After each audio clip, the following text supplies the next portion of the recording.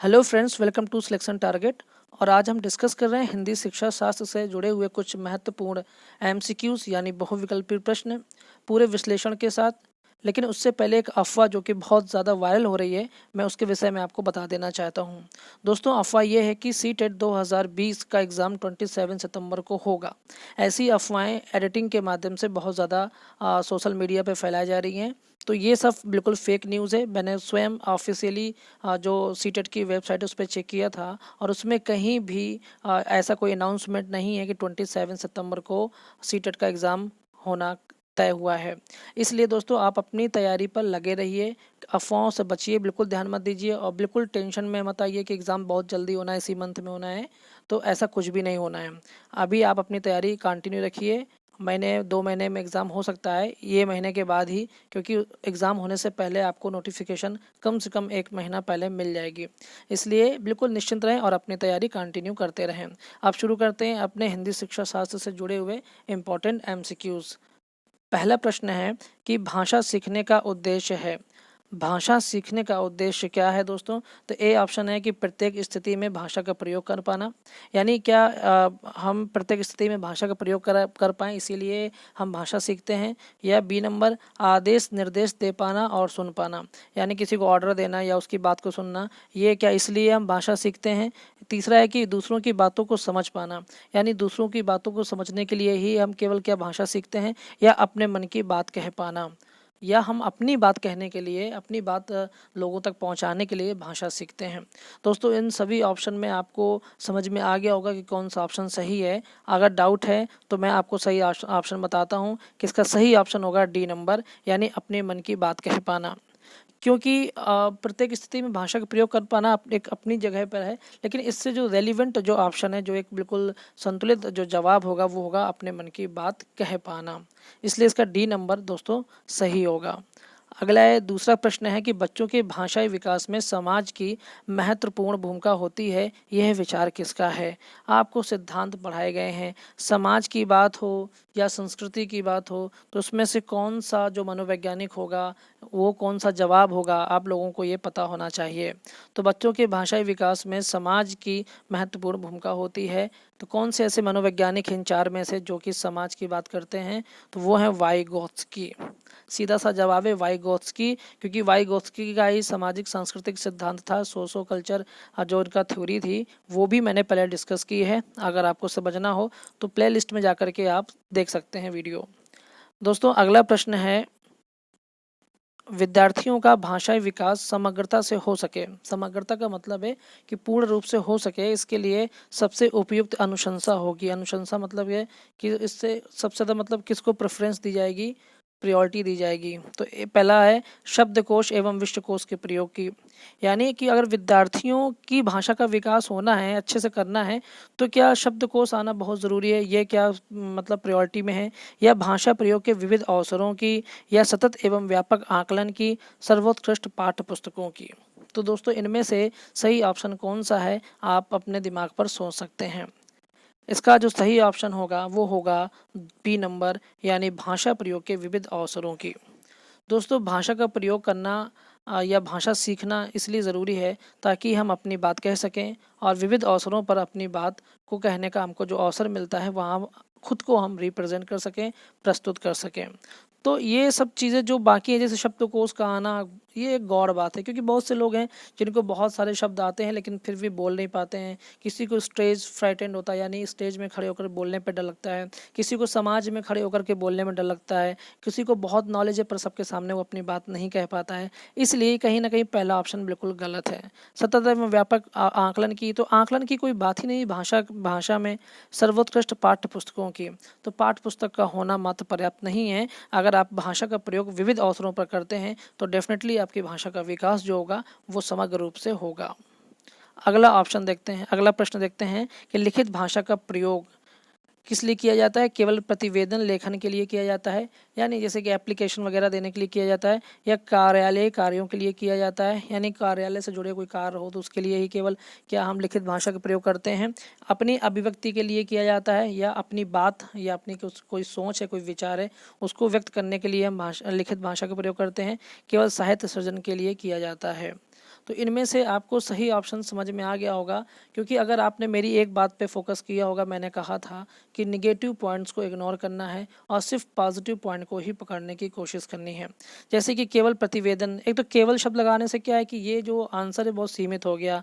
अब प्रतिवेदन क्या केवल एप्लीकेशन के लिए ही आप लिखना पढ़ना सीखते हैं? क्या आपके ऊपर मुसीबत बनी रहे और आप एप्लीकेशन ही लिखते रहें? तो इसलिए जो पहला ऑप्शन है वो रॉन्ग है। दूसरा है कि कार्यालयी कार्यों के लिए, तो क्या सिर्फ कार्यालय में ही कार्य पढ़ते हैं? वैसे कभी नहीं, इसलिए दूसरा ऑप्शन भी रॉन्ग है। तीसरा है कि अपनी अभिव्यक्ति के लिए किया जाता है, तो ये ऑप्शन सही है दोस्तों, क्योंकि ये लिखना पढ़ना आप इसलिए सीखते हैं ताकि आप अपनी बात, अपने विचार दूसरों के समक्ष रख सकें। मौखिक भाषा का ज्ञान अगर अच्छा है तो आप अच्छे से बोल करके अपनी बात व्यक्त कर पाएंगे, और लिखित भाषा का अगर आपको ज्ञान अच्छा है तो आप लिख करके भी अपने विचारों को प्रकट कर सकते हैं। दोस्तों डी नंबर है कि केवल साहित्य सृजन के लिए, तो ऐसा नहीं कि केवल कि आप कोई लिटरेचर लिखने के लिए ही आप अगर भाषा का प्रयोग करते हैं, या कविता है, कोई कहानी है, तो ऐसा ज़रूरी नहीं है। इसलिए जो ऑप्शन सही है वो केवल सी नंबर है कि अपनी अभिव्यक्ति के लिए किया जाता है। अगला प्रश्न है कि भाषा का अस्तित्व एवं विकास के बाहर नहीं हो सकता, यानी किसके बाहर नहीं हो सकता, यानी भाषा का जो विकास है, जो उसका अस्तित्व है, वो जो बनाए रखने के लिए क्या चीज़ ज़रूरी है? परिवार, साहित्य, समाज या विद्यालय? इनमें से कौन सा ऑप्शन दोस्तों आपको सही लगता है? तो अगर आपने ध्यान से कभी पढ़ा होगा तो ये समझ में आएगा कि समाज इसके लिए बहुत बड़ा मतलब जिम्मेदार है, कि अगर बच्चे का भाषाई विकास करना है, क्योंकि समाज एक विस्तृत शब्द है, एक विस्तृत लोगों का यहाँ पर होना होता है। जैसे कि आप समाज में हैं तो आप कई लोगों से, कई तरह के लोगों से मिलते जुलते हैं, उनसे अपनी बातें शेयर करते हैं, उनकी बातें सुनते हैं, उनसे सीखते हैं। परिवार में सीमित लोग होते हैं, इसलिए ये ऑप्शन सही नहीं है। साहित्य सही नहीं होगा, विद्यालय सही नहीं होगा। जो समाज है वो भाषा के अस्तित्व को उसके बाहर नहीं है, जो भाषा का अस्तित्व है वो समाज के बाहर नहीं है, इसलिए इसका जो सी ऑप्शन होगा वो एकदम सही होगा। अगला प्रश्न है कि पहली कक्षा की भाषा अध्यापिका अपने एक विद्यार्थी के भाषाई विकास के संबंध में चिंतित है क्योंकि?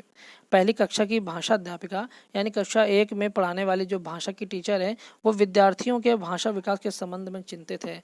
वो परेशान है कि बच्चे भाषा का विकास नहीं कर पा रहे हैं या भाषा नहीं सीख पा रहे हैं, तो उनकी चिंता की वजह क्या क्या है वो आपको ऑप्शन में देखना है। पहला है कि विद्यार्थी पठन पाठन में रुचि प्रदर्शित नहीं करता है। दूसरा है कि विद्यार्थी को घर पर बात करने के बहुत कम अवसर मिलते हैं। तीसरा है कि विद्यार्थी के माता और पिता की मातृभाषा अलग अलग है। और डी नंबर एक विद्यार्थी अपने साथियों से बहुत झगड़ता है।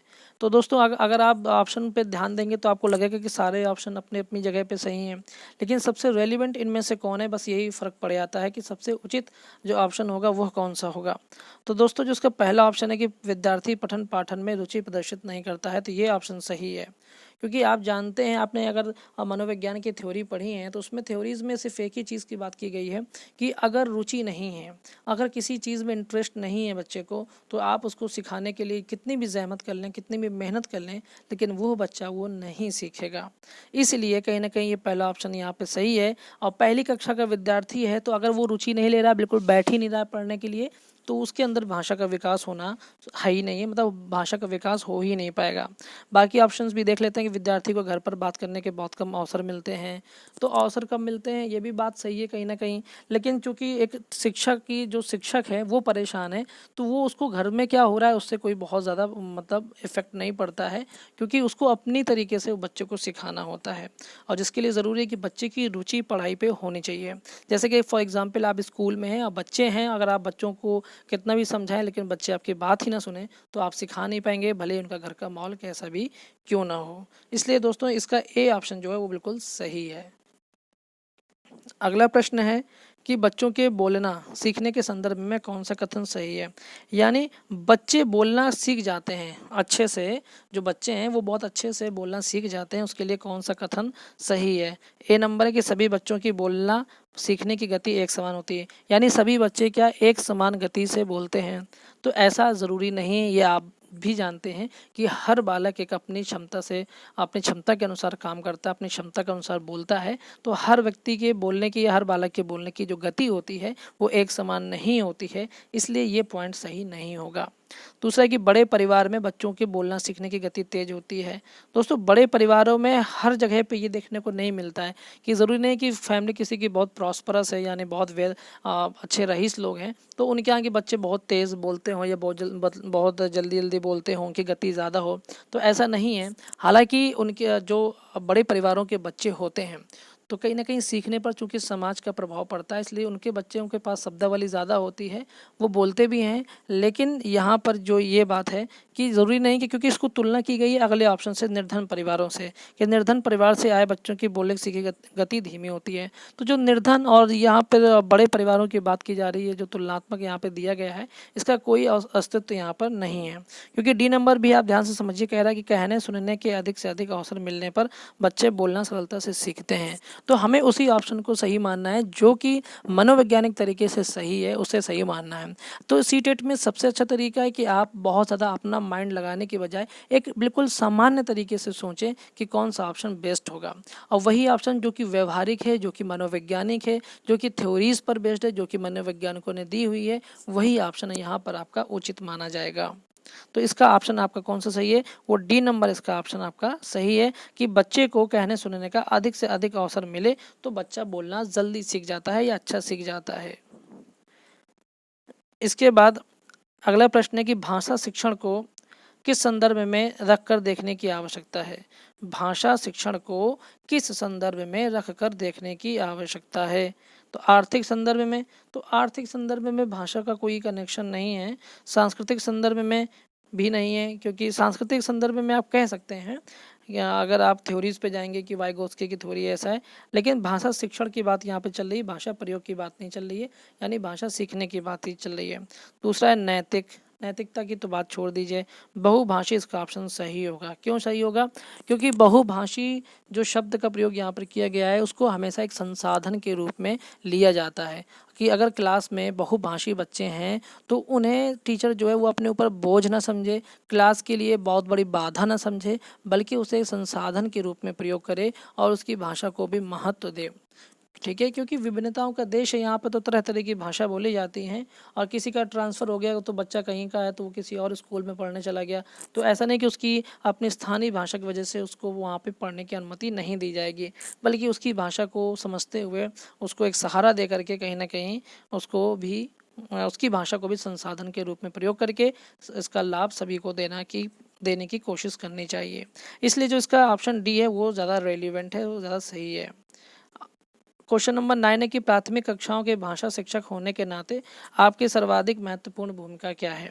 प्राथमिक कक्षाओं के भाषा शिक्षक होने के नाते, यानी प्राइमरी लेवल में अगर आप भाषा के शिक्षक हैं तो आपकी सर्वाधिक महत्वपूर्ण भूमिका क्या है, आपका रोल क्या होगा? तो ए नंबर है कि बच्चे की भाषा की क्षमता के विकास के लिए तरह तरह के अवसर जुटाना। बी है कि बच्चों को वाद विवाद के लिए तैयार करना, यानी कि डिस्कशन करवाना, ग्रुप होता है ना, ग्रुप डिस्कशन, वो करवाना, या कोई प्रतियोगिता रख देना वाद विवाद की। अगला कि विद्यार्थियों को सर्वाधिक अंक प्राप्त करने के लिए तैयार करना। तो अंक प्राप्त करने को बहुत इंपॉर्टेंट नहीं मानती, इसलिए ये ऑप्शन तो यहीं से रॉन्ग हो गया। अगला कक्षा में पाठ्य पुस्तक की अच्छी तरह से निर्वाह करना। तो ये पाठ्य पुस्तक की बात नहीं, किताबी ज्ञान की तो बिल्कुल भी सीटेट या एनसीएफ 2005 जो है वो बिल्कुल भी इसकी बात नहीं करता है। बच्चों को वाद विवाद तैयार करना ये भी कोई बड़ा ऑप्शन नहीं है, क्योंकि प्राथमिक लेवल की बात है तो बच्चे को पहले भाषा सिखानी है, उसको ऐसा माहौल देना कि वो भाषा सीखे, न कि वो उसको वाद विवाद के लिए कोई तैयार करने जैसी कोई बात है। इसलिए जो ऑप्शन ए है वो ज़्यादा रेलिवेंट है, ज़्यादा सही है कि बच्चे की भाषा की क्षमता के विकास के लिए तरह तरह के अवसर जुटाना।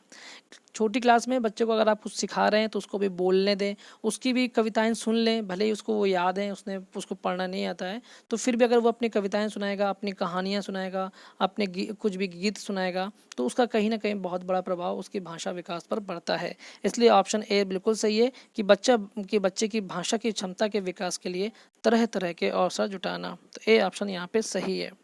अगला प्रश्न है 10 नंबर कि भाषा सीखने में जो त्रुटियां होती हैं उनका क्या करना चाहिए? उन्हें कठोरता से लेना चाहिए। यानी अगर बच्चे की कोई भाषा त्रुटि हो गई है तो उसको कठोरता से लीजिए, मतलब उसको पीट दीजिए, पीटिए, पकड़ के डांटिए, कॉक बना दीजिए, मुर्गा बना दीजिए। ऐसा होता है कि नहीं होता ना, तो इसलिए कठोरता जैसे शब्द का प्रयोग करते ही ये वाक्य तो बिल्कुल भी नेगेटिव हो गया। अगला कि उन्हें जल्दी से दूर किया जाना चाहिए। तो ये भी ऑप्शन अभी रेलिवेंट सही है, लेकिन बाकी ऑप्शन भी देखते हैं कि वे बच्चों की त्रुटियों की ओर संकेत करती है।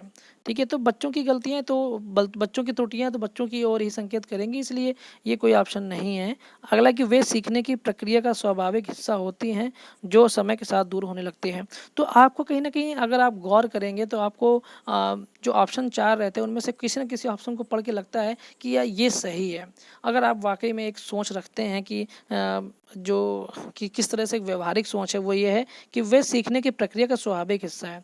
कोई भी बच्चा है, छोटा है, अभी वो सीख रहा है, तो उससे भाषा की त्रुटि होना आम बात है, उससे गलतियां होंगी, लेकिन उसको वो समय के साथ दूर हो जाएगी।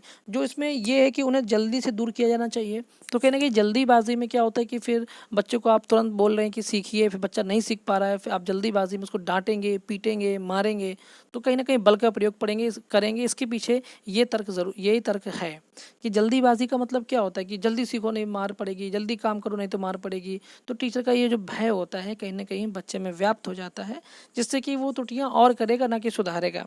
इसलिए जो डी ऑप्शन है कि वे सीखने की प्रक्रिया का स्वाभाविक हिस्सा है।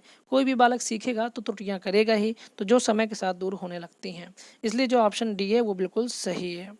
दोस्तों, ये मैंने बहुविकल्पी प्रश्न आपके लिए रखे थे, और आपको बस इतना ये भी बताना है कि ये जितने भी बहुविकल्पी प्रश्न हैं वो किसी न किसी मतलब साल में एग्ज़ाम में सीटेट में आते रहे हैं। ये कोई बाहर से नहीं पूछे गए हैं। जो आपके सीटेट एग्ज़ाम में पिछले ईयर्स में पूछे गए हैं उन्हीं में से ढूंढ ढूंढ करके मैंने आपके लिए यहाँ पर रखे हैं।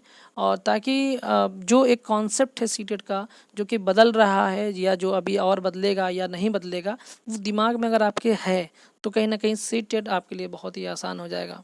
और हिंदी भाषा में चूँकि नंबर अच्छे ला सकते हैं, इसलिए हिंदी भाषा में सिर्फ प्रैक्टिस ही एक सहारा है। इसलिए मैं आपके लिए एमसीक्यूज़ हिंदी भाषा में लेकर के आता हूँ। तो आप लोग अपनी तैयारी करते रहिए। किसी भी टॉपिक को अगर आपको और पढ़ना है तो आप कमेंट बॉक्स में भी बता सकते हैं, तो मैं उसी टॉपिक पर वीडियो बना दूंगा।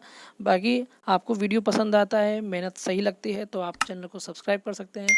अगर आपने अभी तक चैनल को सब्सक्राइब नहीं किया है, वीडियो को लाइक कीजिए, कमेंट कीजिए, शेयर कीजिए, ताकि और भी लोग इसका लाभ ले सकें। तो दोस्तों, मिलते हैं अपने अगले वीडियो के साथ। तब तक के लिए जय हिंद, नमस्कार।